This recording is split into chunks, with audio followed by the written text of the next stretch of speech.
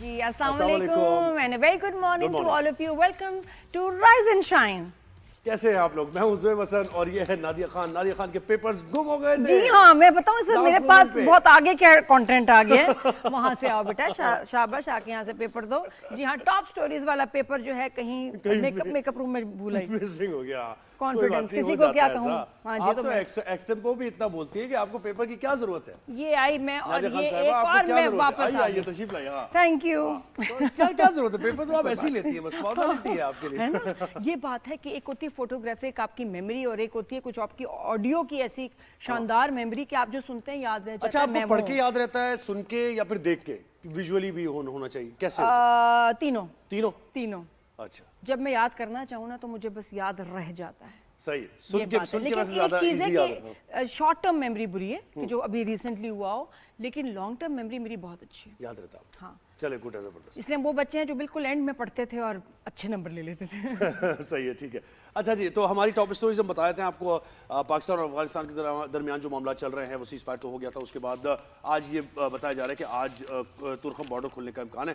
लेकिन एक खास बात जिस पर आप हमेशा उसको पॉइंट आउट भी करती हैं और हम भी कर रहे होते हैं कि अफगान बाशिंदों की वापसी।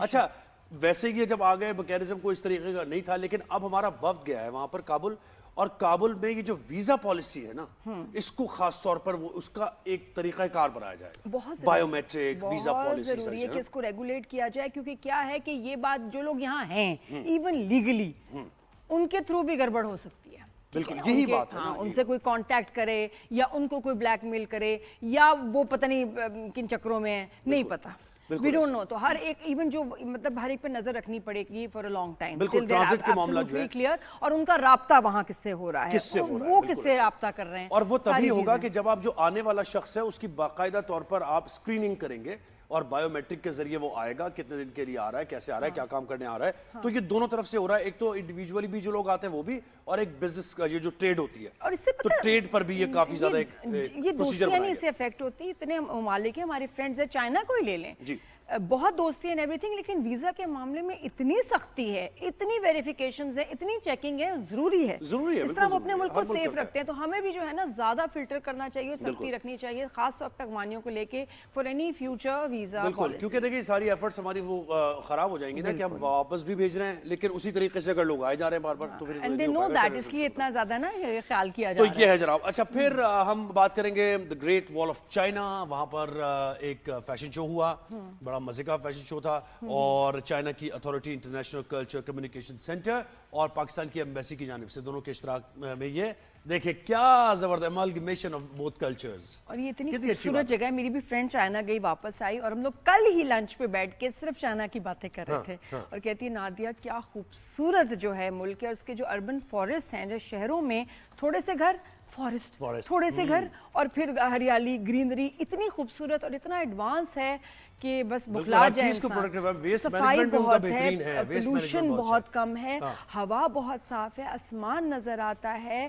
ऑक्सीजन ही ऑक्सीजन, और साथ में खास उसने मेंशन किया था the great wall of China, जिसके बारे में हमने इतना पढ़ा है, बहुत ही क्वालिटी बड़ी अच्छी है वहाँ की। तो ये दोनों कल्चर्स आपको इस फैशन शो में, ये बड़ा यूनिक है इस अंदाज में कि इसमें सिंधी कल्चर भी आपको नजर आएगा, पाकिस्तान के जितने कल्चर्स है वो, और चाइना के जो कल्चर्स है, क्योंकि हमारा जो लोगों से लोगों का ताल्लुक है, पीपल टू पीपल कांटेक्ट है, हुकूमतों की सतह पर भी बड़ा स्ट्रांग है चाइना के साथ। हाँ जी, तो मॉडल्स चाइनीज थी लेकिन लिबास पाकिस्तानी, और पाकिस्तानी डिजाइनर्स भी थे उसमें, तो उनमें से एक डिजाइनर भी हमारे साथ होंगे, उनसे हम बात करेंगे। अच्छा जी, फिर बेगम नुसरत भुट्टो की डेथ एनिवर्सरी है और उनको हम खिराज अकीदत पेश करेंगे, जो उनकी एफर्ट्स रही हैं जमहूरियत के लिए, पाकिस्तान पीपल्स पार्टी के लिए, और ख़ास तौर पे हम कहते हैं ना कि औरतें और मर्द शाना बशाना चलते हैं, जैसे कायदे आज़म का साथ उनकी हमशीरा ने दिया और हमेशा साथ रही हर थिक एंड थिन में, उसी तरीके से जुल्फ़िकार अली भुट्टो के साथ उनकी वाइफ रही बेगम नुसरत भुट्टो, जिन्होंने ऐसे वक्त में भी जब कोई साथ नहीं था, और ये फाउंडर्स ऑफ डेमोक्रेसी में है, आती हैं, तो हम उनको ट्रिब्यूट भी देंगे और उनके बारे में मजीद भी आपको कुछ बताएंगे। इसके साथ साथ फिर हम बात करेंगे जब नेक्स्ट आवर में आएंगे, पाकिस्तान साउथ अफ्रीका का टेस्ट जारी है और 94 रन बना लिए पाकिस्तान ने 4 विकेट के नुकसान पर। बाबर आजम खेल रहे हैं, खास बात यह कि बाबर आजम की ये किक कोई कर बड़ी गई। बात नहीं कि बाबर आजम खेल रहे हैं, लेकिन कैसा खेल रहे हैं ये जरूरी है। 49 पे खेल रहे हैं, 50 होने वाली है, 1 रन रह गया। इसको क्या कहेंगे, आर यू हैप्पी? ना ना बिल्कुल बाबर आजम की बस चलो, innings ठीक है। बिल्कुल अच्छी है। ज़ुबैर अच्छा, से मैं T20 पूछती स्क्वाड का ऐलान कर दिया गया और उसमें भी बाबर आजम शामिल हो गए, अच्छा, जिनको निकाल दिया गया था बाबर आजम को, तो दोबारा T20 में वो आ गए हैं। ये भी ठीक हुआ। अच्छा, ये भी ठीक हुआ। और आसिफ आफरीदी जिन्होंने 5 विकेटें ली थी, ठीक है, उनका भी एक रिकॉर्ड बन गया है कि इस एज में उन्होंने इतनी सारी विकेट्स ले ली अपने डेब्यू मैच में। अच्छा, और एक और चीज आपको बता दूं थोड़ा सा, उनकी जो बेटी है वो हॉस्पिटलाइज हैं, थोड़ा सा वो शी इज मेंटली इल, तो हॉस्पिटल में है उनकी बेटी, उसके बावजूद वो वहाँ परफॉर्म कर रहे हैं और अच्छा परफॉर्म कर रहे हैं। तो ये है डेडिकेशन, प्रोफेशनलिज्म। हाँ बिल्कुल, ऐसे वो डेडिकेट Wishing करेंगे her अगर all मैच जीत गए तो इस speedy win को। recovery, जल्दी जी, अल्लाह ऐसे। उनको सेहत दे। अच्छा, अभी फिर हम बात करेंगे, ये विंटर्स आ रहे हैं, सर्दियां आ रही हैं, कराची में तो 3-4 मौसम चल रहे हैं, सुबह में कुछ और होता है, दोपहर में कुछ और हो जाता है, शाम में एसी कुछ और ऑफ हो गए हैं हाँ। और पंखा ओके है। पंखा ओके, लेकिन रात में एसी की भी जरूरत है, उसकी वजह से सीजनल जो ये बीमारियां हैं ये शुरू हो गए, बुखार, नज़ला, खांसी, ये वो सारी चीजें। अच्छा। तो इस पर हम बात करेंगे।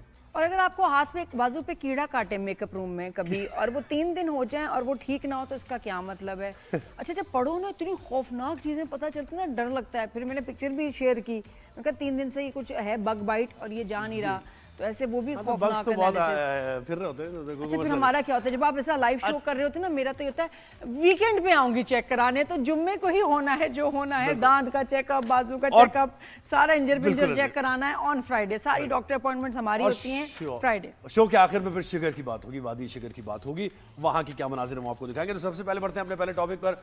पाकिस्तान ने एक आला सतह का तकनीकी वफ्द, काबुल पहुंच गया पाकिस्तान का वफ्द, और अफगानिस्तान में पाकिस्तानी वीज़ा निज़ाम में बेहतरी के हवाले से मुशावरत की जाएगी।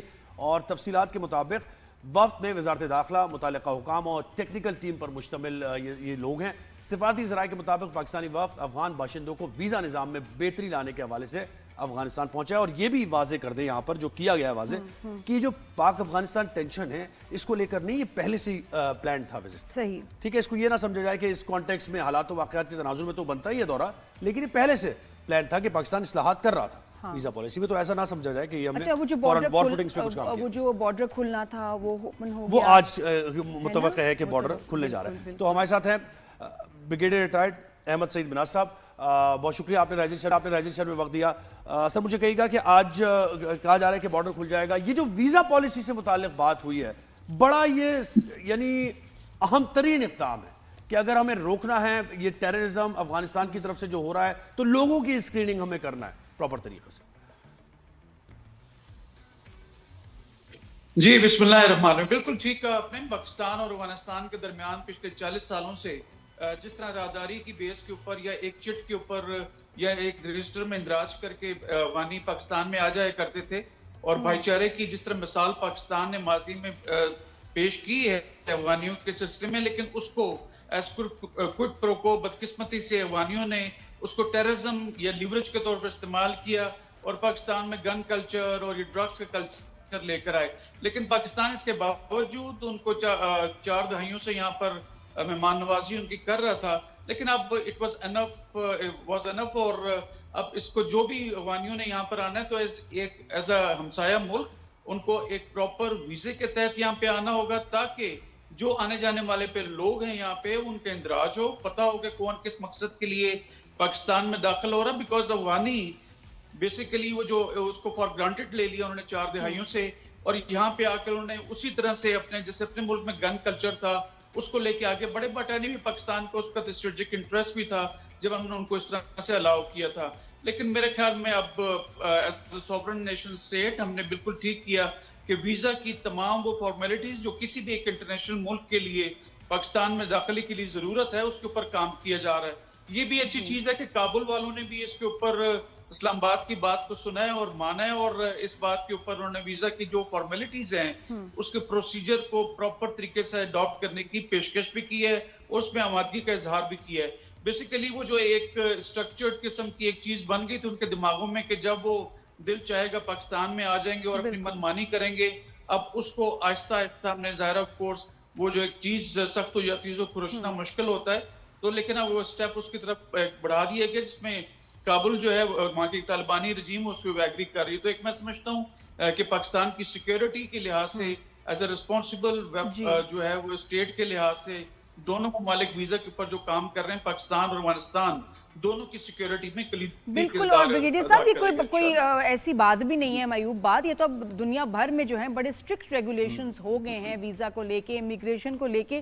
फिर भी मैं थोड़ी सी क्लैरिटी चाहूँगी कि जो इससे पहले, आज से पहले जब अफगानी पाकिस्तान में आते थे, औरतें, मर्द हजरात, बुजुर्ग, बच्चे, जो भी, तो क्या क्राइटेरिया होता था उनको एंट्री देने का, वो थोड़ा सा क्लियर बताइएगा। और अब जो अब ऐड कर रहे हैं आप, वो क्या चीज़ें ऐड कर रहे हैं? क्या उसमें आई स्कैन होगा, बायोमेट्रिक्स होंगे, उसमें क्या उनकी आप डॉक्यूमेंट्स में क्या एडिशन जो है, अब क्या रिक्वायरमेंट्स होंगी, वो थोड़ा सा तफसील से बताएं। जी बिल्कुल, देखिए जब पहले पाकिस्तान के अंदर अफगानी दाखिल हुआ करते थे तो वो सिर्फ अपने अफगानी नेशनल कार्ड यहाँ पे शो करते थे और हम उनको कंप्यूटर के अंदर इंदराज कर लिया करते थे, जो कि वो एक चिट के ऊपर, ये एक बॉर्डर चिट पे होती है, होता सिंपल था, उसके ऊपर इंदराज करके ये उनके बॉर्डर हवाले पे कर होता दिया। था या प्री जी अप्रूवल बिल्कुल, लेते थे ऊपर बॉर्डर पे ही?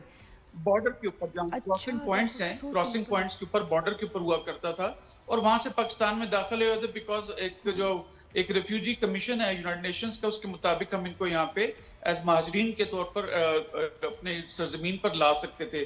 और आगे पाकिस्तान में भी स्ट्रक्चर्ड एक माहौल था कि हमने मुख्तलिफ महाजरीन के कैंप्स बनाए हुए थे कि जिससे वो बाहर नहीं जा सकते थे, लेकिन फिर वो हम इतने यूज टू हो गए कि वहां से निकल कर मुख्तलिफ शहरों में भी आना शुरू हो गया। और बदकिस्मती से जो करप्शन हमारे सिस्टम में थी और तभी नादर ने फिर उसको कुछ कंट्रोल कर ली है, लेकिन इनको पाकिस्तानी कार्ड भी जो है वो दे दिए गए।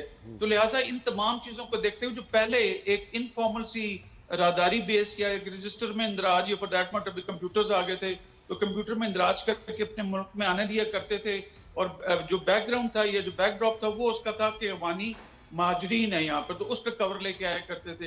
तो लिहाजा अब वो मजीद चीज नहीं चलेगी और जो भी अब जदीद एक वीजा या पासपोर्ट की सूरत में जो है जैसे कोई किसी भी मुल्क से पाकिस्तान में दाखिला होता है उसी की बेस के ऊपर, जैसे वाघा बॉर्डर है फॉर एग्जांपल, तो वाघा में इमिग्रेशन वाले प्रॉपर बैठेंगे, उनका वीजा देखेंगे, उनके परमिट देखेंगे, उनके जो काबुल में उनकी एम्बेसी है हमारी, उनकी तरफ से जारी करदा जो है वीजा, उसको देख के बगैर हम उनको अपने पास मजीद जो है एंटरटेन नहीं करेंगे। हाँ, जिनके पास valid travel documents like any other country, उसी सूरत में अफगानी पाकिस्तान में आ सकेंगे। और अक्टूबर 2023 में ऑलरेडी हम इसके ऊपर पोजीशन ले चुके थे कि उनको वापस जाना है, लेकिन थोड़ी सी पॉलिटिकल कुछ इंटरेस्ट थे वेस्टेड चंद पॉलिटिकल पार्टीज के, तो ये थोड़ा गो स्लो हो गया था। लेकिन अब मेरे ख्याल में अच्छा, लेकिन सर इसमें ये मिसअंडरस्टैंड तो नहीं करना चाहिए ना, ये तासुर तो नहीं इसका जांचे जो रेफ्यूजीज को लेके जो कवानीन है, इंटरनेशनल जो कवानीन आपने भी कहा यूएन के, उसकी पासदारी हमने करनी है, तो ऐसा तो नहीं है ना कि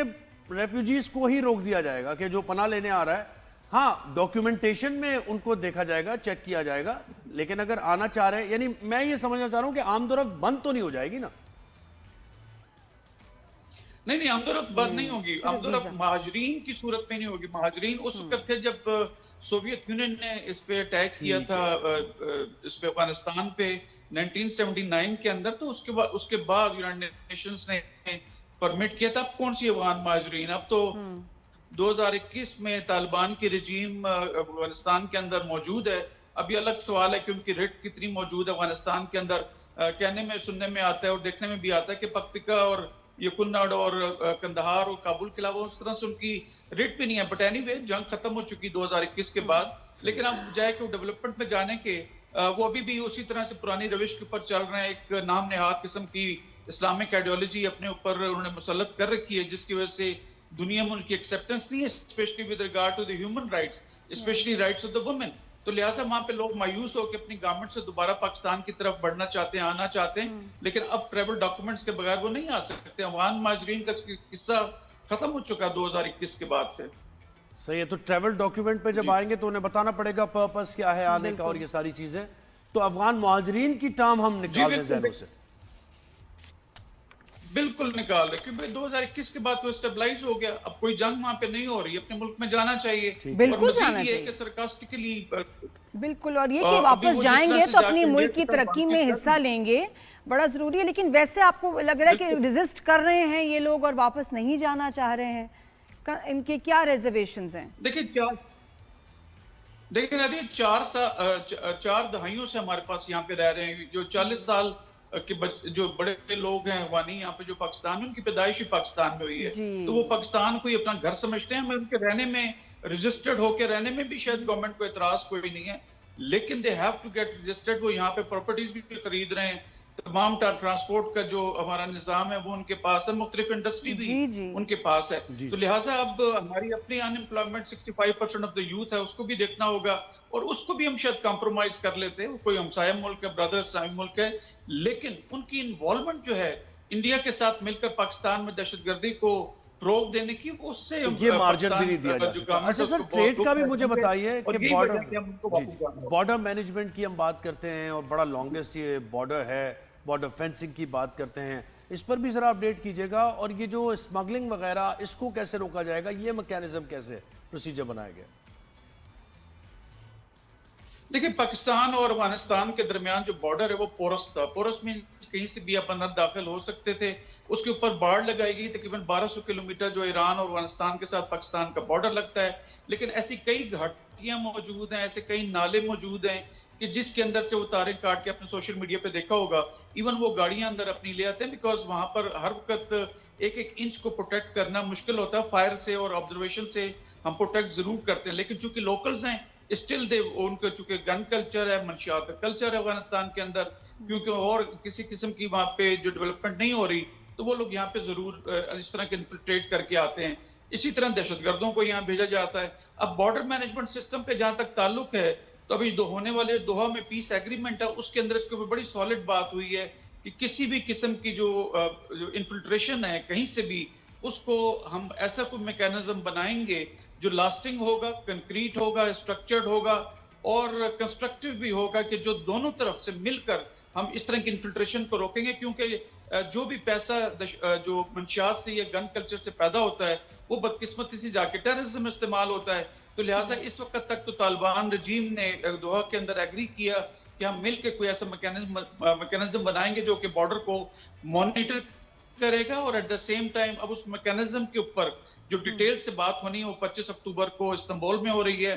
और मुझे यकीन है कि जिस तरह से पाकिस्तानी आर्म फोर्सेस ने हॉट परसूट करके टीटीपी के कैंप्स को वहां पे तबाह किए अफगानिस्तान में जाके, जब उन्होंने हम पे हमला किया था, तो अब वो निगोशिएटिंग टेबल के ऊपर है और पाकिस्तान एक पोजीशन ऑफ स्ट्रेंथ के साथ इस चीज को वंस फॉर ऑल सेटल करने जा रहा है 25 अक्टूबर की, जिसका पहले इनिशिएटिव होगा कि हमने कैसे इस बॉर्डर कंट्रोल मैकेनिज्म को इंश्योर करना है। जी, बहुत अच्छी बहुत बात है। शुक्रिया ब्रिगेडियर रिटायर्ड अहमद सईद मिनाज साहब, आपने thank you for your time. वैसे मैं सुहेब सोची थी, बड़ी चीज़ें, कुछ हमारे बिजनेसेस हैं यहाँ जिस पे ओवर द इयर्स अफगानियों ने ना पूरा उस पर कब्जा किया हुआ है। जी बिल्कुल, उनकी और मेरी मेहनत भी उन्होंने उसमें की है, लेकिन ये कि सारे उस बिजनेसेस में आप देखेंगे अफगानी ही हैं।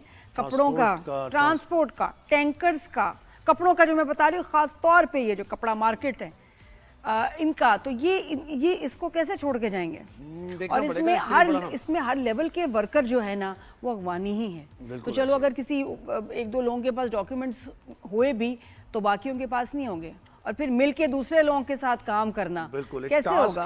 एंड दे विल नॉट इस तरह गिव अप इजीली। अभी इस वक्त वो पूरा अपना ये और वो करोड़ों का बिजनेस, करोड़ों का पैसा इन्होंने पाकिस्तान से कमाया है, आपको तो पता ही, आप तो जानते ही। इसी तरह कुछ रेस्टोरेंट्स हैं, कुछ चाय के हैं सेटअप्स, ऐसे ऐसे हैं। क्या कहना चाहिए, माफियत नहीं कहना चाहिए, लेकिन ये कि बस बना लिया। मैं नहीं खेल रहा भाई, मैं नहीं खेल रहा, बस बना लिए इन्होंने अपने सेटअप। जोएब भाग गया। See you after short break. आओ जोएब।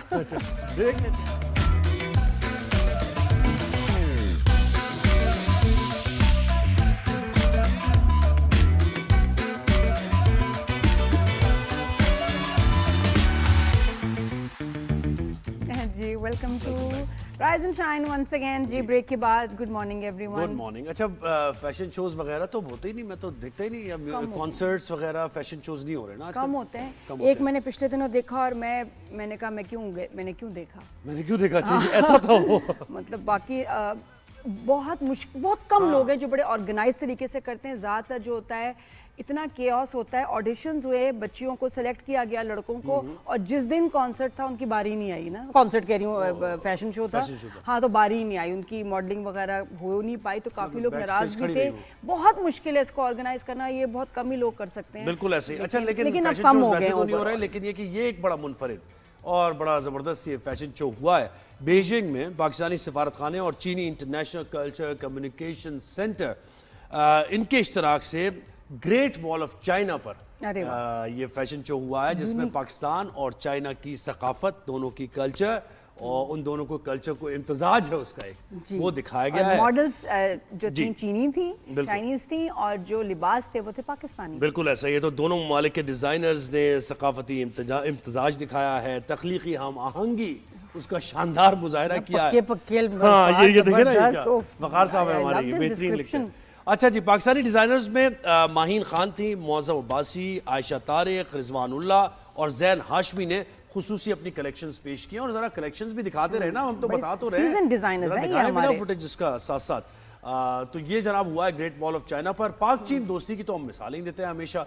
और हर सतह पर, यानी लोगों की सतह पर भी, कम्युनिकेशन की सतह, एजुकेशन, उसके बाद government to government contact, business, ये सारी चीजें चाइना के साथ तो और हम ये एक जो लोकेशन है इतनी आइकॉनिक है, Iconic, इतनी बिल्कुल ऐसे। हिस्टोरिकल इसकी जो है सिग्निफिकेंस है, बचपन से पढ़ते आए हैं, बच्चा बच्चा जो है हमारा जानता है the great wall of China. Movies बिल्कुल ऐसे। वगैरह में भी हमने इसको देखा है, अल्लाह करे हम वैसे भी जाके कभी देखें। दोस्तें होके आई हैं, बड़ी तारीफ कर रही थी। तो बिल्कुल अब ऐसे। जरा हम मौसम से पूछते हैं, क्योंकि वो चाइना के मे बी फर्स्ट टाइम, तो मौसम का कैसा एक्सपीरियंस रहा?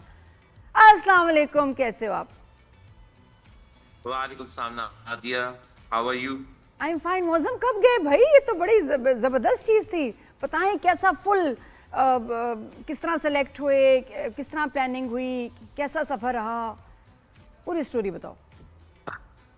Nadia, it was very interesting.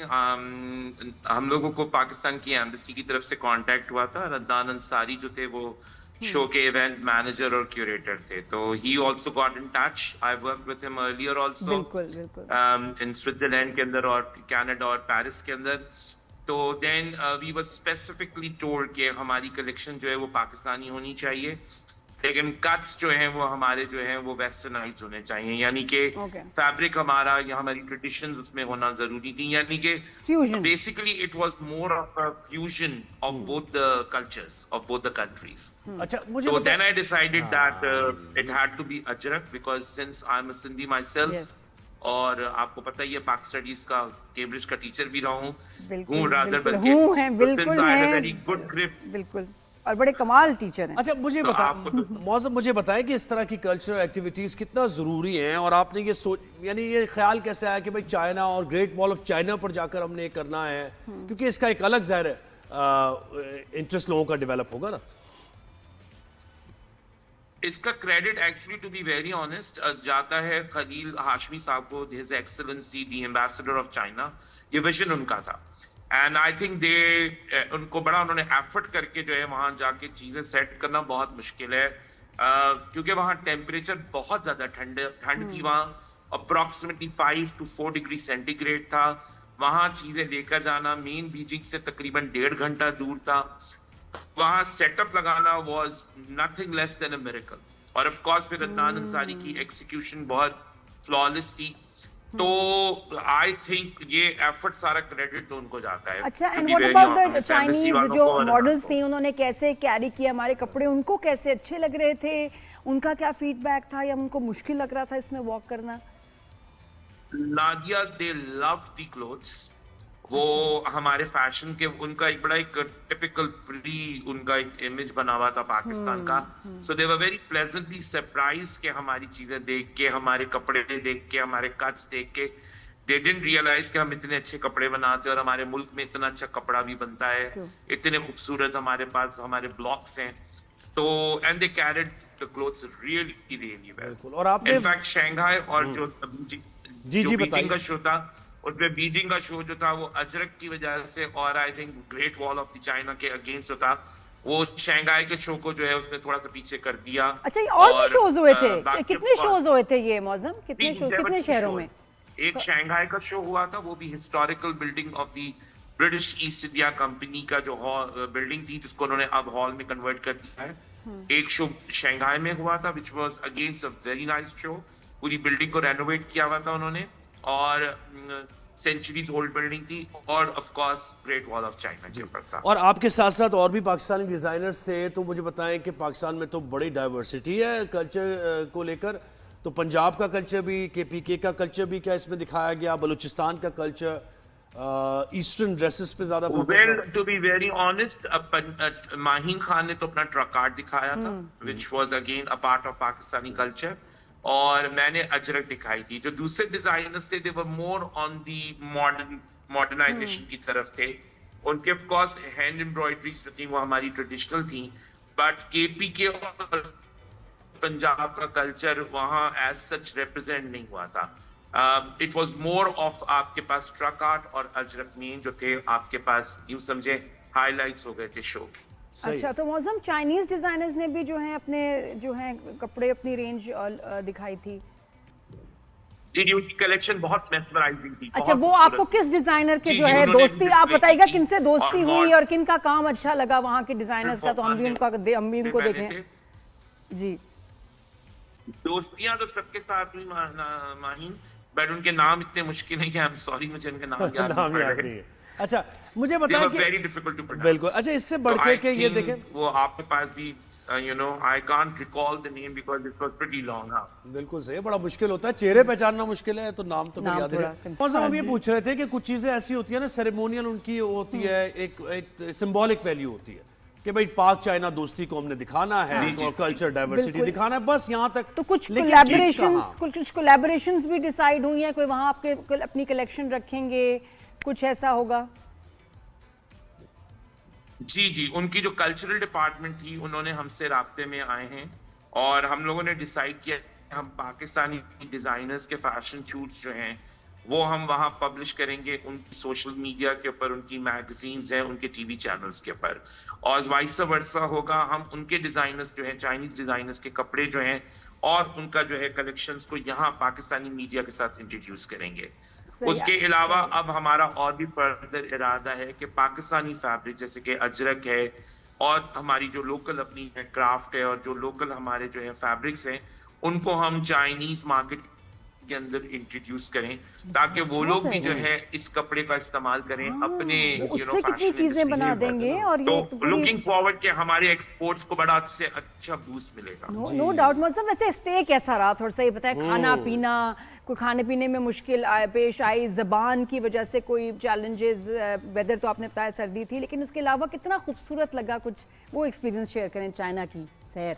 Nadia जो सबसे बड़ा पार्ट है, कहता हूँ मैंने, I work with a lot of other countries के टीम्स के साथ काम किया है.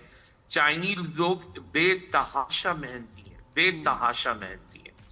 जो टाइम दिया जाता है प्रोफेशनलिज्म शायद इनसे सीखे, हार्ड वर्क इंसान को शायद मेरा ख्याल है दुनिया को इनसे सीखना चाहिए. जितना वो लोग एफर्ट करते हैं और बगैर किसी कंप्लेन के, बगैर शक्ल बना के, they went out of the way to help us. जो रिस्पॉन्सिबिलिटीज थी उसके वो बियॉन्ड जा रहे थे. खाना पीना हमें शायद हम समझ रहे थे कि पता नहीं कैसा होगा, लेकिन खाना पीना Nadia was out of this world. Chinese Really? खाना जो ओरिजिनल आप वहाँ खाते हैं इज कंप्लीटली डिफरेंट जो हम यहाँ खाते हैं. हमारा थोड़ा पाकिस्तानी बन गया पाकिस्तानी है, style. बट खाना वाज एब्सोल्युटली अमेजिंग, बहुत ही शानदार खाना. कोई प्रॉब्लम नहीं हुई उसकी. और लोग कैसे आपको लगे, बिल्कुल नहीं, नॉट अकोमोडेटिव लगे शंघाई लोग? जैसे शहर के अंदर तो मेरा ख्याल है रेस्टोरेंट्स के अंदर आपको खाना भी अवेलेबल था, बहुत से जगहों पे हलाल फूड की भी अवेलेबिलिटी थी. तो it wasn't difficult at all. और शहर बहुत साफ सुथरा था, कहीं कोई कचरा नहीं था, वेरी वेल ऑर्गेनाइज्ड, लोग लॉ को फॉलो. और पता है, और कोलैबोरेशंस मौजम होनी चाहिए हमारी मूवीज, ड्रामाज, म्यूजिक. ये हाँ, हर चीज का. बिल्कुल म्यूजिक, यू राइट. बिल्कुल. नादिया आपके साथ आई 100% अग्री आप दोनों के साथ कि ये आप बहुत अच्छी पॉइंट लेकर आ रही हैं, रेस कर रही हैं कि it should not just be restricted to fashion. हमें उनके एक्टर्स को लेना चाहिए. हमारे कल्चर्स में इतनी जहाँ डाइवर्सिफिकेशन है वहाँ बहुत सारे कॉमन ग्राउंड्स भी हैं हमारे उनके साथ. तो बहुत सारे चाइनीज लोग ठीक ठाक कंजर्वेटिव भी हैं, तो जो हमारे माइंडसेट मिलते हैं. तो मेरे ख्याल में आपका आइडिया बिल्कुल हमारी गवर्नमेंट को जो है वो जहन में रखना चाहिए कि इस तरह की चीजें होनी चाहिए. In fact I remember years back 71 के जमाने में जब भुट्टो साहब पावर में आए थे तो उन्होंने मेरा नाम मोहब्बत जो थी वो चाइना के अंदर रिलीज हुई थी सबटाइटल्स के साथ, and it had created an बड़ा एक स्टर क्रिएट हो गया था वहाँ की इंडस्ट्री में. फॉर द फर्स्ट टाइम उन्होंने पाकिस्तानी फिल्म देखी थी गुलाम मोहिउद्दीन साहब और बाबरा शरीफ की.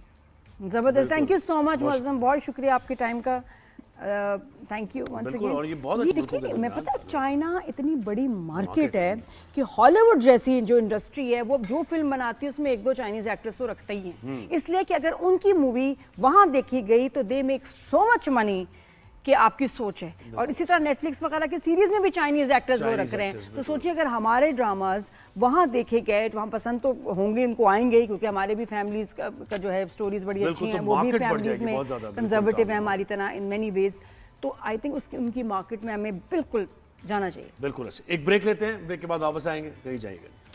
Keep watching, good morning.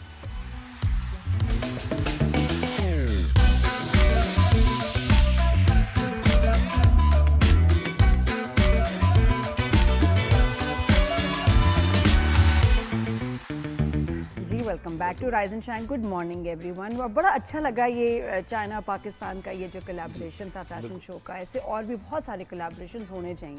बिल्कुल ऐसे ही है, तो ये तो बहुत अच्छी बात है और इस तरह के बहुत से हर सतह पर होने चाहिए कोलैबोरेशंस।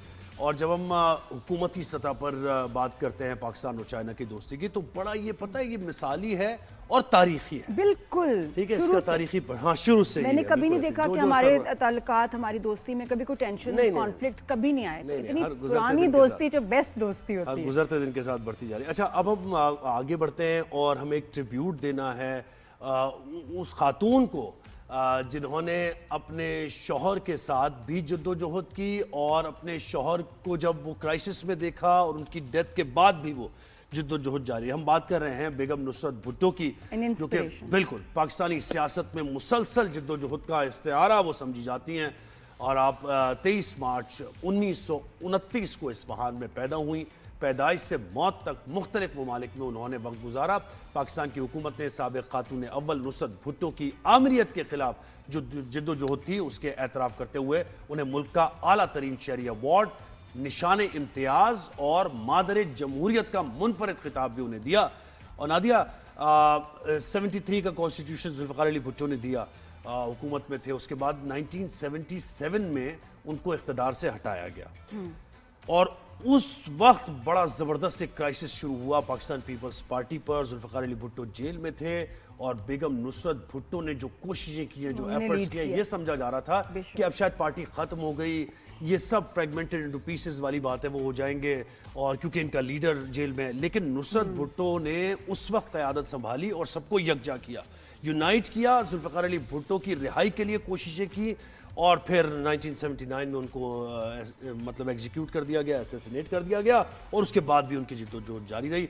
तो क्या खातून, ज़बरदस्त खातून, एक इंस्पिरेशनल वुमन। और इसी वजह से हम ये देखते हैं कि पाकिस्तान पीपल्स पार्टी में जो खवातीन का किरदार है उसकी प्रेसिडेंट आसिफ अली जरदारी भी बात करते हैं और chairman Peoples Party Bilawal Bhutto Zardari भी बात करते हैं, क्योंकि लेगेसी रही है ना। बिल्कुल, और जुल्फ़िकार अली dynamic भुट्टो की खवातीन बेटी थी, ने फिर ज़ाहिर है dynamic। मुल्क को संभाला।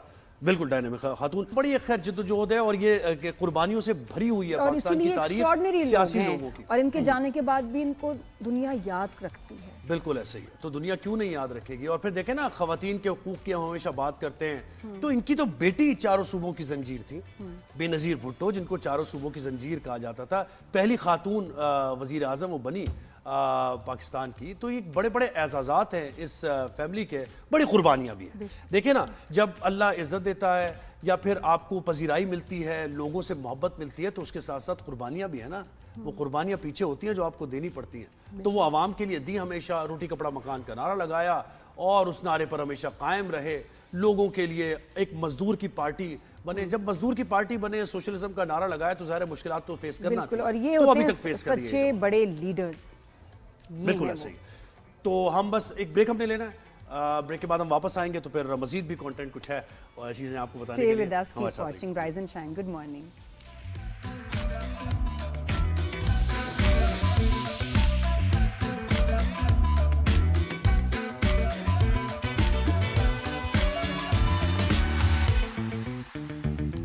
जी welcome back after the break, good morning everyone. और मैं जो है बिल्कुल सड़ जाता ना बंदा गुस्से में, हाँ। वो वाली मेरी कंडीशन है। मुझे पता है वो क्यों है। वो आप ये देखिए, मुकाबला होता है, एक तो मैदान में मुकाबला होता है, यहाँ पे क्या हो रहा है, मैदान में नहीं हो रहा मुकाबला, कहाँ हो रहा है मुकाबला? अब जहर लगता है मुझे, एक हमारा कल्चर, एक हमारा एक आई थिंक तरीका बन गया। हम जब भी किसी बीमारी, किसी मसले, किसी चोट की बात करते हैं, सामने वाला ना बड़ा जख्म लेके बैठा होता है। यार ये देखो, क्या ये फिंसी दाना क्या है? अरे नहीं, मेरा फोड़ा देखो, ये देखो 2 हफ्ते से ये जो है ये ठीक नहीं हो रहा। तो देखिए, जब किसी का कोई मसला ना, उसको सुन ले, मुकाबले बिना है। I don't like it. अभी मेरे साथ ऐसे ही था, मैं ये वो बग बाइट की बात कर रही थी, तो वो बाकी लोग अपने सांप अजदहा रह गया, बाकी सारे जो थे ना बाइट्स बता, ये इधर से मुझे इस कीड़े ने काटा, मुझे ये वो, तो मेरी ना रह ही गई बेचारी।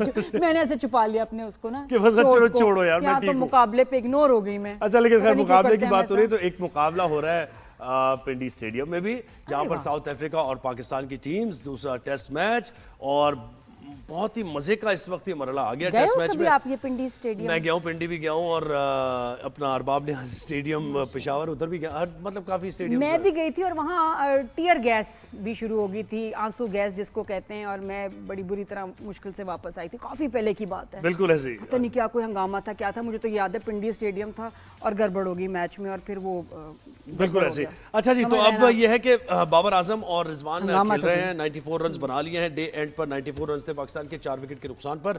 और अब सीरीज भी आ रही है श्रीलंका, अफगानिस्तान और पाकिस्तान की, वो भी खेलना है। फिर इसमें T20 मैचेस भी हैं, ODI मैचेस भी हैं, और T20 में बाबर आजम की वापसी हो गई है, नसीम शाह की वापसी हो गई है, और एक और पेशरफ्त ये कि शाहिद शाह अफरीदी वनडे के कप्तान हो गए। इन सब पे हम बात करेंगे, तमाम मामलात पर। और ट्रॉफी की भी हाशमी, बात करना, वो ट्रॉफी जो की इंडिया बात, की जो ट्रॉफी है ना, बिल्कुल जो सही। हाँ, अब पीछे अब सिफारिशें करा रहे हैं, अब सवाल कर रहे हैं कहाँ है हमारी ट्रॉफी, नहीं मिलनी। सीनियर स्पोर्ट्स एनालिस्ट शाहिद जी, हाशमी ने मैं ज्वाइन किया सीधे है। तरीके से शाहिद भाई, मिलेगी। अस्सलाम वालेकुम, गुड मॉर्निंग।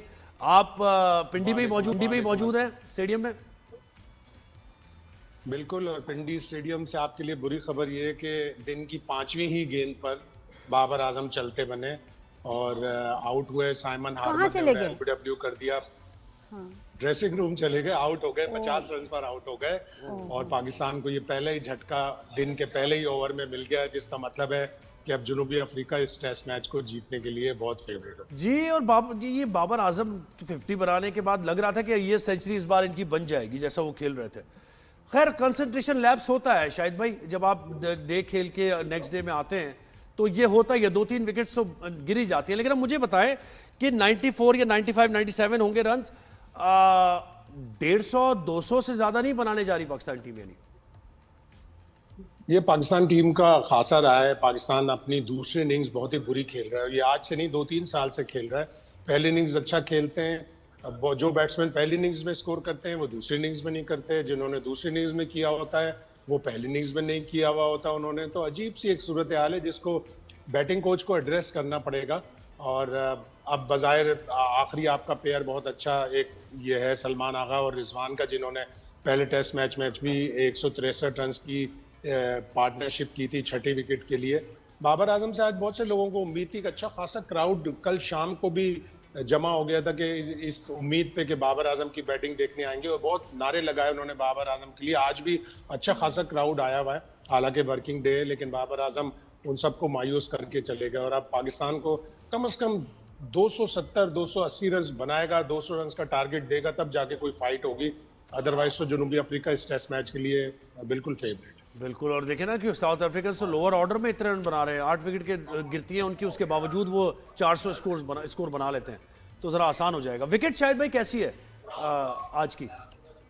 वेटेयर हो गया तो जाहिर है जैसे जैसे मैच प्रोग्रेस कर रहा है, स्पिन ज्यादा होती जा रही है। साइमन हार्मर बड़े तजर्बाकार ऑफ ब्रेक बॉलर हैं, इंग्लैंड की काउंटी क्रिकेट खेलते हैं। इस मैच से पहले उनकी 992 फर्स्ट क्लास विकेट थी, तो लग रहा है वो 1000 करके ही छोड़ेंगे। अब उनकी 998 विकेट्स हो गई हैं फर्स्ट क्लास क्रिकेट में, तो वो कमाल के बॉलर है। इतने टेस्ट मैच नहीं खेले उन्होंने, इसलिए कि वो इंग्लैंड में काउंटी क्रिकेट खेलते थे और जनूबी अफ्रीका उनको नहीं खिलाता था। इस टूर पर वो खास तौर पर उनको लेके आए, और जिस तरह उन्होंने बॉलिंग की है, कमाल की बॉलिंग की है। पिच अभी भी जाहिर स्पिनर्स को बहुत मदद करी। इस पिच पे थोड़ा बैटिंग करना मुश्किल होता है, लेकिन हमने देखा कि जिस तरह जनूबी अफ्रीका के टेल एंडर ने अपने आप को अप्लाई किया और आखिरी 2 विकेटों पर 169 रन बना दिए। पाकिस्तान से बड़ी एक संगीन गलती हुई कि 221 रन पर जब 7 आउट थे तो उसी फटी पुरानी गेंद से बॉलिंग कराना चाहिए था। सेकंड न्यू बॉल ली और उसके बाद 39 ओवर में 183 रन बन गए। तो वो जो फैसला था दूसरी नई गेंद लेने का वो बैक फायर कर गया पाकिस्तान। शायद भाई ये फटी पुरानी गेंद के ऊपर थोड़ा सा रोशनी डालें, क्या मतलब उससे क्या फायदा होता है? नई चीजें तो अच्छी होती मतलब हैं ना। 80 ओवर हो गए थे उस गेंद से। हाँ, 80 ओवर हो गए थे उस गेंद से, और उस गेंद से आसिफ आफरीदी ने 5 आउट कर लिए थे। 221 पे 7 आउट थे। 80 ओवर्स के बाद दूसरी नई गेंद लेना आपको अलाउ हो जाता है, लेकिन आप उसको 90 ओवर तक खींच सकते हैं, 100 ओवर तक खींच सकते हैं। जितनी उस पुरानी वक्त है तक खींच उतना सकते फायदा हैं। होता है। बड़ी पुरानी स्पिनर्स गेंद के लिए बिल्कुल, हाँ, फिर वो रिवर्स स्विंग भी होती है fast। जाहिर है उसके बैट के ऊपर आना मुश्किल होता है, रिवर्स स्विंग होती है, स्पिनर को भी मदद मिल रही होती है, और बैट पे इतनी अच्छी तरह वो बॉल नहीं आ रहा होता अनटिल एंड अनलेस बैट्समैन या अंपायर ये देखे कि बॉल आउट ऑफ शेप हो गई, बहुत ज्यादा फटी पुरानी हो गई। फटी पुरानी से मेरा मकसद ये था कि थोड़ी ज्यादा यूज हो गई। तो और जो उससे जब क्रिकेटर्स spinners आउट को ऑफ मदद शेप मिल हो रही थी जाते हैं तो- उनका क्या किया जाए? जो खिलाड़ी हों जो आउट ऑफ शेप हो, उनका क्या कर सकते हैं? उनको पिछली दफा आप कह रही थी कि एक्टर्स के पास भेज दिया जाए, वो अच्छा अचीव या। करते हैं, लेकिन मसला ये होगा फिर पाकिस्तानी खिलाड़ी एक्टिंग भी सीख जाएंगे। हाँ, वो तो क्या कोशिश पता करती हैं। कर भी रहे हो नहीं already। शायद भाई, जो मैं बता दूं, इस सवाल का जवाब मेरे पास है। जो आउट ऑफ शेप हो जाए उनको टीम में जगह मिल जाती है। अच्छा, खास जगह मिलती है, हाँ, बार ठीक बार है। जगह मिलती है। अभी सही देखे बात ना, है। आउट ऑफ शेप है बाबर आजम, T20 में शामिल कर ले। कोई ऐसा टूर्नामेंट हुआ था जो मीडिया की नजर से ओझल रहा, T20, जिसमें बाबर आजम ने बहुत ही बेहतरीन स्ट्राइक रेट के साथ रन्स बनाए? हो सकता है हमने ना देखा हो वो टूर्नामेंट जिसकी बुनियाद नहीं, पे बाबर आजम आ गए। यही बात हम कर रहे थे कि किस बुनियाद पर बाबर आजम अब T20 का हिस्सा बने। एशिया कप से पहले तो कोच ने कहा था कि वो अपना स्ट्राइक रेट बेहतर करें, स्पिनर के ऊपर वो वीक है। सीरीज में तो वो स्पिनर्स के ऊपर ही आउट हुए हैं। और कौन सा ऐसा टूर्नामेंट था, जैसे आप कह रहे हैं, बिल्कुल सही बात है, कौन सा ऐसा टूर्नामेंट था जिसमें बाबर आजम ने बहुत कोई अच्छी कारकर्दगी दिखा दी हो, वो उस बुनियाद पर वापस आ गए हो। उस्मान खान को विकेट कीपर दोबारा लेकर आए, जिन्होंने अपना यूएई का करियर पाकिस्तान की खातिर कुर्बान किया था। वहां पे उनके ऊपर 5 साल की पाबंदी लग गई, वो वहां पे अब क्रिकेट नहीं खेल सकते 5 साल।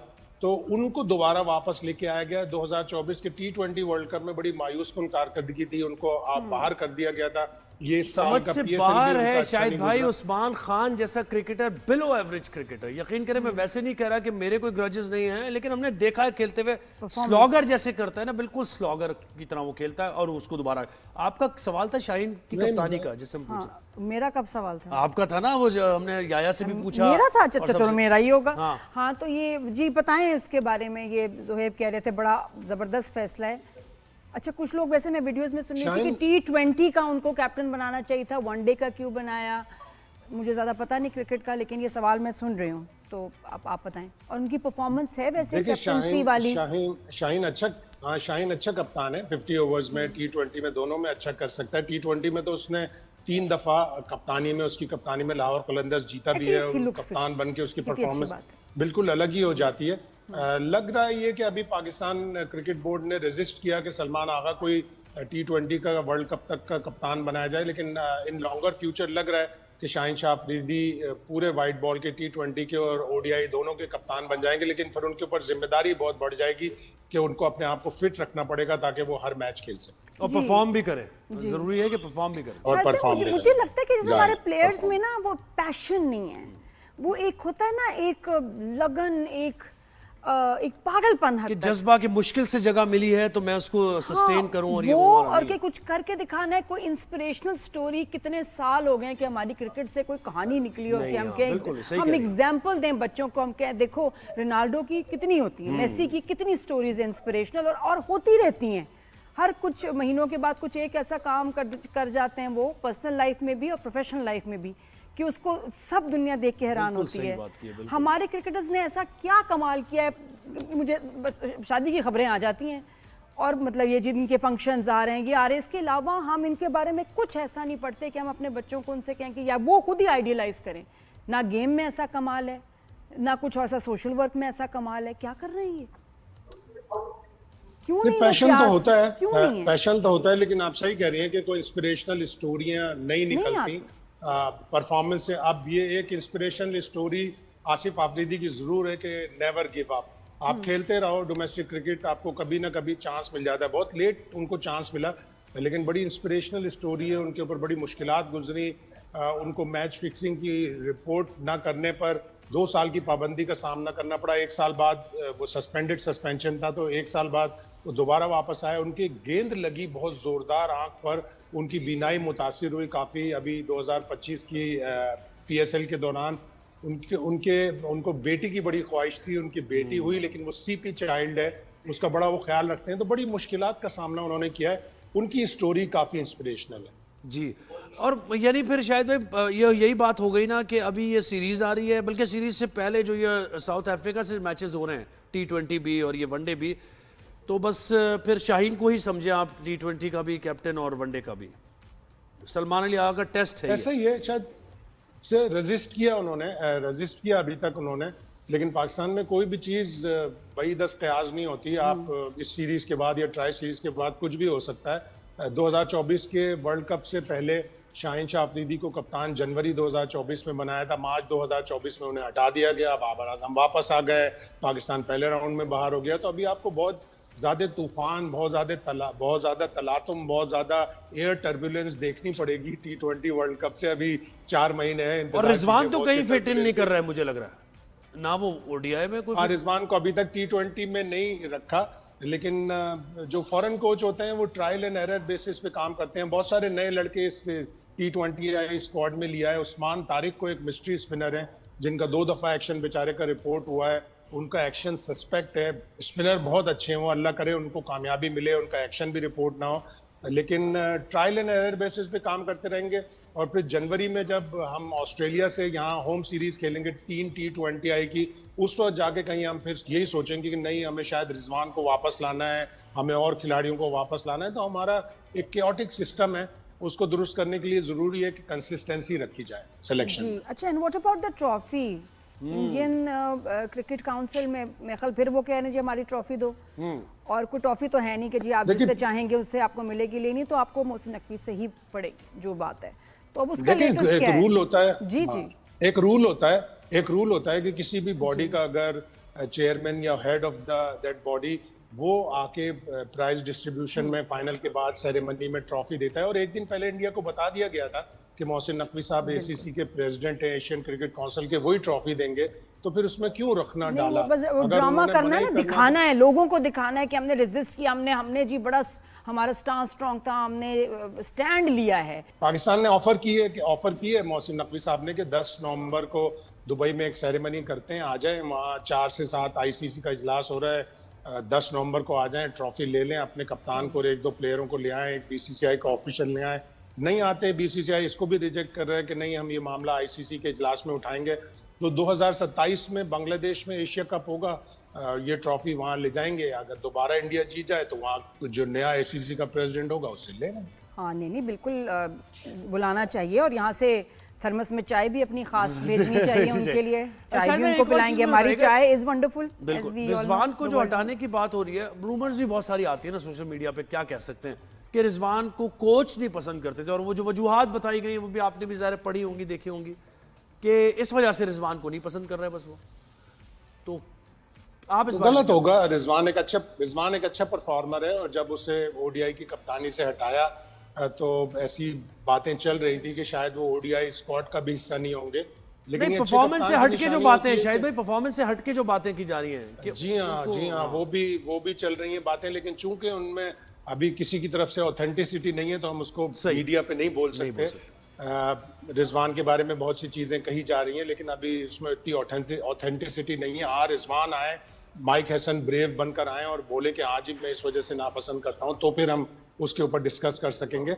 लेकिन वाकई खबरें थी और काफ़ी हद तक लग भी रहा था कि शायद रिजवान को ODI का स्क्वाड का हिस्सा भी ना बनाए। और अगर शाहीन ने प्रेस किया, शाहीन ने जोर दिया कि नहीं, मुझे ODI में स्क्वाड में रिजवान चाहिए, जो पाकिस्तान का पिछले 2 साल से सेकंड बेस्ट बैट्समैन है सलमान आगा के बाद ODI में, तो फिर शाहीन शाह अफरीदी को दाद देनी पड़ेगी कि वो एक बहादुर कप्तान है, और उन्होंने इसके ऊपर जोर दिया कि रिजवान को मेरे ODI स्क्वाड का हिस्सा होना चाहिए। जी शायद भाई, हम तो बच्चों में देख रहे हैं कि जो रुझान है, जो इंटरेस्ट है क्रिकेट का जेनजी में कम होता जा रहा है। ज़्यादा इंक्लाइंड वो फुटबॉल की तरफ हैं, बास्केटबॉल की तरफ हैं, और वो जो फील्ड्स हैं, जो कोर्ट्स हैं, आप देखिए कराची में तो मैं देख रही हूँ भरे हुए हैं, सब कहाँ जा रहे हैं क्रिकेट खेलने। अब जो हमारी जो नई यंग जनरेशन है वो नहीं खेल रही, क्योंकि वो वैसे आइडियलाइज नहीं कर रही प्लेयर्स को। तो कितना ज़रूरी है प्लेयर्स का इस तरह का परफॉर्म करना कि उनको जो है यूथ आइडियलाइज करे। तो ये एक बड़े बहुत कंसर्न ज्यादा, की बात बहुत है, ज्यादा। ये कि रुझान कम हो बहुत रहा है। ज्यादा इसलिए कि हाँ, बहुत ज्यादा इसलिए कि क्रिकेट बहुत बड़ी इंटरटेनमेंट है, लेकिन अभी भी अब जेन जेड भी पुरानी होती जा रही है। अब वो कोई टर्म लेके आनी पड़ेगी, ZA जनरेशन, जो 2010-15 के बाद की पैदाइश है। लेकिन पाकिस्तान में इतनी इकोनॉमिक सिचुएशन इतनी अच्छी नहीं है, गुर्बत बहुत ज्यादा है, तो वो जो गुर्बत की नीचे वाली लकीर वाले हैं, या 80% जो लोग रहते हैं, बच्चे हैं, उनको पैडल की, स्विमिंग की और बहुत सी चीजों की फैसिलिटीज नहीं है। कोई आदमी जो इतना लेकिन एफ्लुएंट शायद नहीं भाई है, फुटबॉल आ उसके जाता बच्चे- है, फुटबॉल है उनके पास, और हाँ, नहीं तो फुटबॉल है, बना फुटबॉल लेते हैं किसी खेलते हैं चीज वो। को फुटबॉल। हाँ, और उस वो और फुटबॉल खेलते हैं वो, मुझे तो लेकिन लगता है आसान है, उसमें जगह फुटबॉल आपको इतनी खेलते हैं फिर वो, भी नहीं हाँ। चाहिए, फिर भी मैनेज कर लेते हैं लेकिन बच्चे। बास्केटबॉल कितनी कम जगह चाहिए।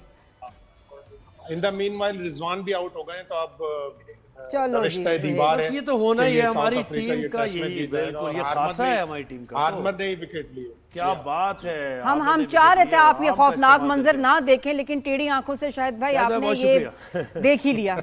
बहुत चलिए शुक्रिया, आप आपने वक्त इस दिया। सदमे को फील करें तो प्लीज। रिजवान और बाबर भी दोनों पवेलियन लौट चुके हैं और वहां जाके एंजॉय करेंगे। वो काफी मुझे लगता है कि खेल लिए इन्होंने कोई काफी मीटिंग खेल है लिए, थोड़ा इनकी। रेस्ट नहीं करना। नहीं, इनको कोई इनका कोई काम होगा, क्या जाना होगा इनको, बिल जमा कराना है, इसलिए जल्दी में है। हाँ, या मैच देखना चाह रहे होंगे कि हम बैठ के मैच देखें यार, क्या खेलना है। एक ब्रेक Sad. ब्रेक के बाद वापस आएंगे कहीं जाएंगे। Keep watching.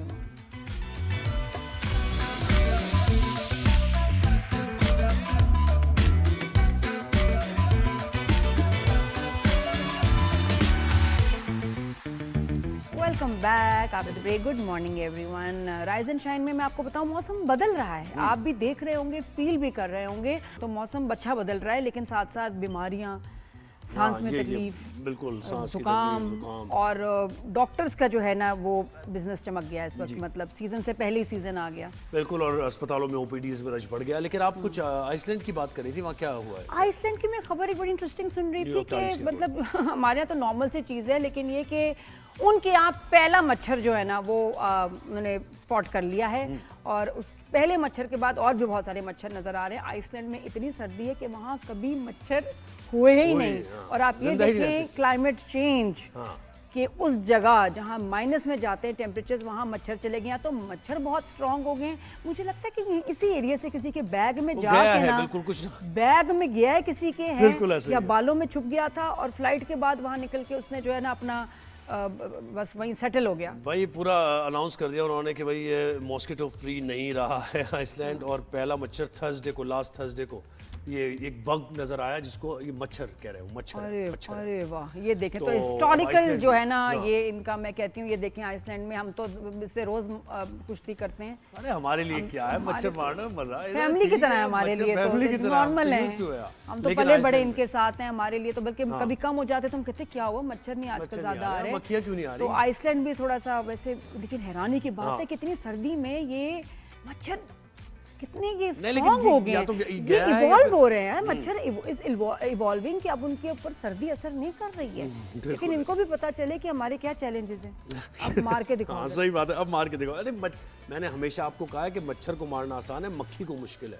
आप समझती नहीं है बात। उसके रिफ्लेक्सेस स्लो हैं मच्छर के, वो इजीली बस ये किया आपने, मार दिया मच्छर। अब मक्खी को आप ये करके नहीं मार सकते, तो इंजा करें ना और बात को। मक्खी आपसे ना, मैं कहती हूँ कि उसको मसला होता है, बार बार उसने आपके पास आना है, बार-बार। आपको चैलेंज देती है कि मैं फिर आ गई हूँ, पकड़ो पकड़ो पकड़ो, तो वो मक्खी असल में शर पसंद होती है, मैं आपको बताऊं। बार बार कहती है अच्छा मुझे मारने की कोशिश करो, मैं तुम्हें टीज करती हूँ। लेकिन ऐसे बात tease ये करूंगी। है कि मौसम बदल गया। अच्छा, ज़ोहैब। मौसम बदल गया, वापस वहीं ज़ोहैब, आ जाते हैं। हाँ बिल्कुल, आज ज़ोहैब से उठा नहीं जा रहा था, हाँ। बड़ी मुश्किल से आए हैं, शो कर रहे हैं आप, प्लीज उनको थैंक यू करें। हाँ, कुछ तो ठंडा-ठंडा सा ये मौसम होता है, जैसे सर्दियों की तरफ आप स्विच करते हैं तो नींद ज्यादा आने लगती है, लेजी ज्यादा हो जाते हैं, ड्राई फ्रूट निकल बिल्कुल आते ऐसे ही। हैं, और काम पे जाने का खाना-पीना बिल्कुल ज़्यादा दिल होता है नहीं तो फिर आप चाहता। हाँ, जब- स्कूल भी अच्छा नहीं लगता, ऑफिस भी नहीं अच्छा लगता, दिल करता है बस वही रजाई में हीटर लगा के। पिंडी में तो मतलब और मुश्किल है पंजाब साइड पे, क्योंकि वहाँ तो इतनी सर्दी है कि आप वाकई दिल नहीं करता कि बिल्कुल। उठ के अच्छा, कहीं अब जाएं। इस बदलते मौसम की वजह से ये जो बीमारियां हैं, मौसमी बीमारियां, वो बढ़ती जा रही हैं और ओपीडीज़ में सबने बताया आपको अस्पतालों में रश बढ़ गया है। बुखार, खांसी, नज़ला, ज़ुकाम ये कॉमन ज़हर है, बदलते मौसम की ये बीमारियां हैं। डॉक्टर सईद खान साहब ने हमें ज्वाइन किया। डॉक्टर साहब गुड मॉर्निंग, वेलकम करते हैं शो पर आपको। मुझे बताइएगा सर क्या इस वक्त डेटा क्या बता रहा है, अस्पतालों में तादाद बढ़ रही है मरीजों की और इस बदलते मौसम में ये होता है, थोड़ा सा इसमें बात कीजिए। जी अस्सलाम वालेकुम, बहुत बहुत शुक्रिया अपने प्रोग्राम में इनवाइट करने के लिए। जिस तरह आपने बताया कि तब्दीली मौसम की वजह से बीमारियां सामने आती हैं, स्पेशली जो रेस्पिरेटरी इन्फेक्शंस हैं जिसमें वायरल इन्फेक्शन सबसे ज़्यादा कॉमन है, जिसमें इन्फ्लुएंजा और राइनो वायरस पर्टिकुलरली इस वक्त की तादाद बढ़ रही है। जगह पे धूल, मिट्टी और इस तरह के जो एनवायरनमेंट है इससे मजीद ये मसला एग्रीवेट हो जाता है और अगर लोग एहतियात नहीं करेंगे तो ये बीमारी एक बंदे से दूसरे और ये चेन कंटिन्यू चला जाता है। तो स्पेशली बच्चों में इस वक्त सर्दियों की जो बीमारियां हैं, निमोनिया पर्टिकुलरली, वो तादाद में भी बढ़ रहा है और इसकी शिद्दत में भी इजाफा हो रहा है। तो हमें चाहिए कि स्पेशली बच्चों को जो स्कूल जाते हैं या मौलूद बच्चे जो घर पे हैं उनके सफाई सुथराई का और माहौल का ख्याल करके साफ रहें और इन बीमारियों से हम बच सकें। सही। तो ज़्यादा क्या शिकायतें लेके जो हैं पेरेंट्स आ रहे हैं बच्चों को लेके कि किस किस्म को उनको बुखार है या वही ब्रीदिंग प्रॉब्लम्स हैं, ज़्यादा शिकायतें क्या हैं? एक इन्फेक्शियस बीमारियां हैं जिसमें जिस तरह मैंने बताया वायरल इन्फेक्शन बहुत ज़्यादा है और वायरल में अभी इन्फ्लुएंजा के केसेस आने शुरू हुए हैं और ये जिस तरह सर्दियाँ बढ़ेंगी तो ये इसकी तादाद में इजाफा होता चला जाएगा।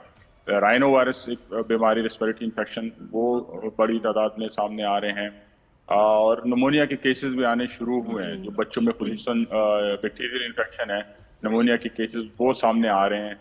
जो नज़ला, ज़ुकाम, खांसी और सीने की बीमारी जो है वो शिद्दत से आ रही है। फिर इस तरह जो एलर्जिक रिएक्शन है और जिससे धूल, मिट्टी और इस तरह के आलूदा माहौल से जो बीमारियां होती हैं, जिन लोगों का इस्तेमा है उसमें भी शिद्दत में इजाफा हो रहा है और सिस्टमेटिक जो बच्चे हैं पर्टिकुलरली उनके लिए अभी इस वक्त माहौल काफ़ी मतलब संजीदा होता जा रहा है और बीमारियां बढ़ रही हैं। और मलेरिया और डेंगू का भी खतरा है क्योंकि केपीके की रिपोर्ट हम देख रहे थे कल, बहुत ज़्यादा तादाद बढ़ गई है डेंगू के मरीजों की खैबर पख्तूनख्वा में। बिल्कुल आई ऐसे ही थिंक फ्लड्स के बाद ना जी, बिल्कुल ऐसे ही पानी अभी भी खड़ा है बहुत। यकीनन वो और ये ट्रेंड थोड़ा चेंज हो गया क्योंकि पहले ये बीमारियां शुरू में जल्दी आती थी और जल्दी ख़त्म होती है, लेकिन अब तक ये दिसंबर तक जाने का खदशा है।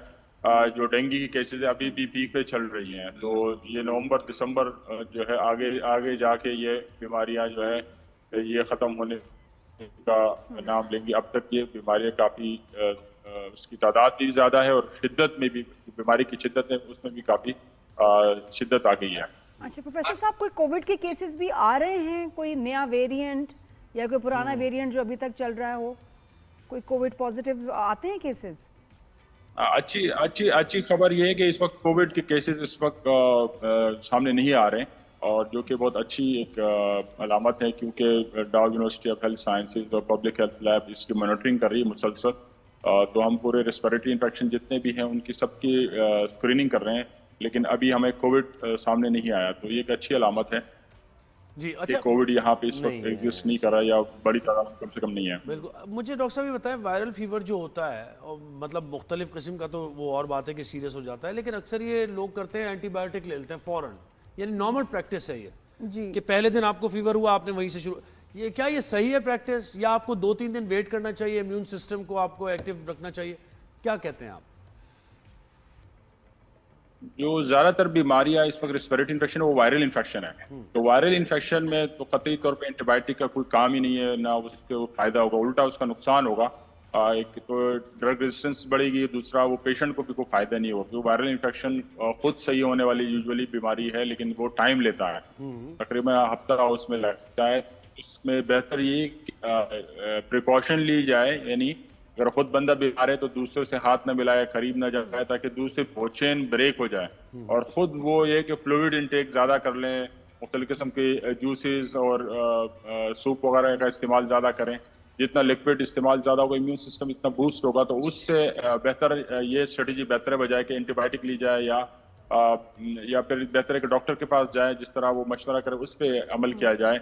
एंटीबायोटिक खुद से लेना या अद्वियात खुद से लेना कतई तौर पे ये मुनासिब नहीं है। एक तो उसको फ़ायदा ही नहीं होगा, दूसरा ये जो हमारे माशरे में पाकिस्तान में पर्टिकुलरली जो एंटीबायोटिक आम लोगों के पास हर वक्त जेब में मौजूद होती है और वो फ़ौरन लेना शुरू कर देते हैं, तो इससे बड़ा नुकसान ये हो रहा है कि हमारे पास एंटीबायोटिक की ड्रग रेजिस्टेंस जिसको कहते हैं AMR, anti microbial drug resistance, वो बड़ी तादाद में बढ़ रही है और हमारे पास एंटीबायोटिक कारआमद नहीं रही है। रोजाना नए नए ऐसे जरासीम आते हैं जिन पर पहले से जो मौजूद एंटीबायोटिक है वो मौसर नहीं है, तो ये बहुत खतरे की अलामत है। हमें एंटीबायोटिक के इस्तेमाल को महदूद अभी करना ज्यादा चाहिए तो और ये वो डॉक्टर के जुकाम, मशवरे से करना चाहिए। नज़ला, खांसी, ये मसाइल होंगे। अच्छा प्रोफेसर साहब, मैं एक आपसे ना मैं कुछ जो आजमूदा नुस्खे हैं उनका मैं आपको नाम लूंगी, आपने सिर्फ नंबर देने हैं कि वो कितना इफेक्टिव है आउट ऑफ 10, ठीक है ना? आपको मैं नाम लूंगी, आपने सिर्फ उसकी एक्सप्लेन नहीं करना, आउट ऑफ 10 बताएं कितना इफेक्टिव है। नंबर 1 फ्लू शॉट्स, 10 में से कितने नंबर देंगे?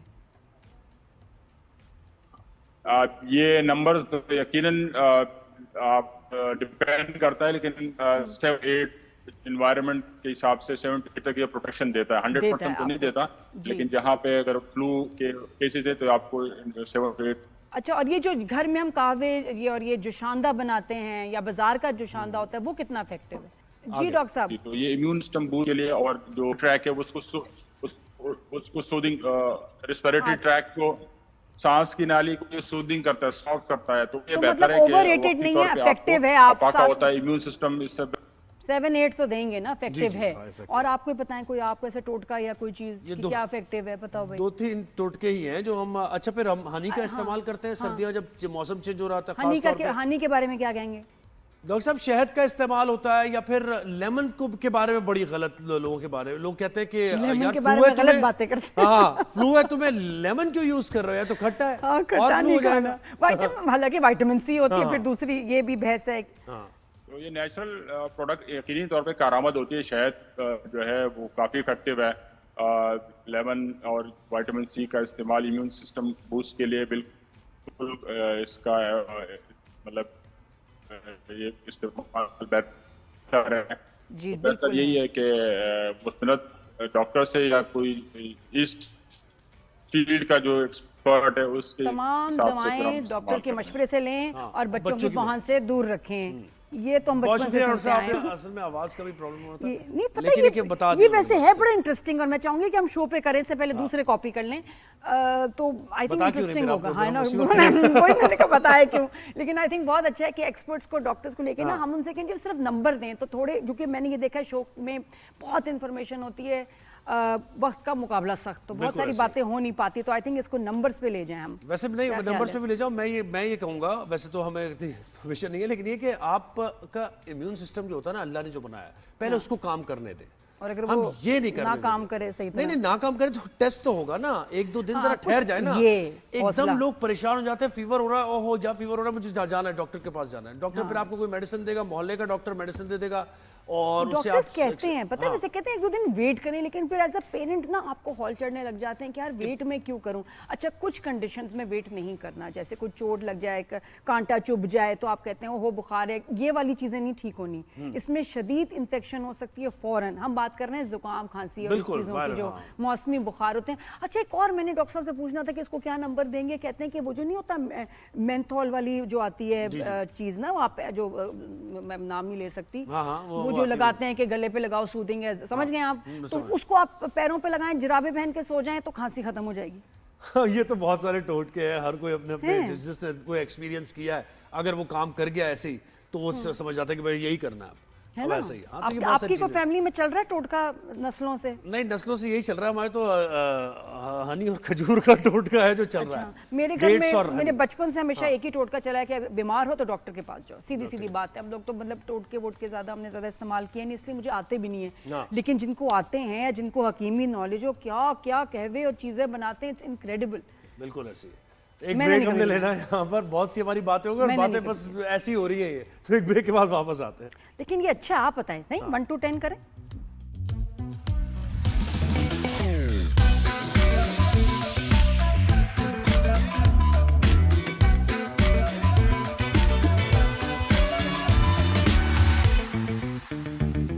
Welcome back after the back. Break. Good morning everyone.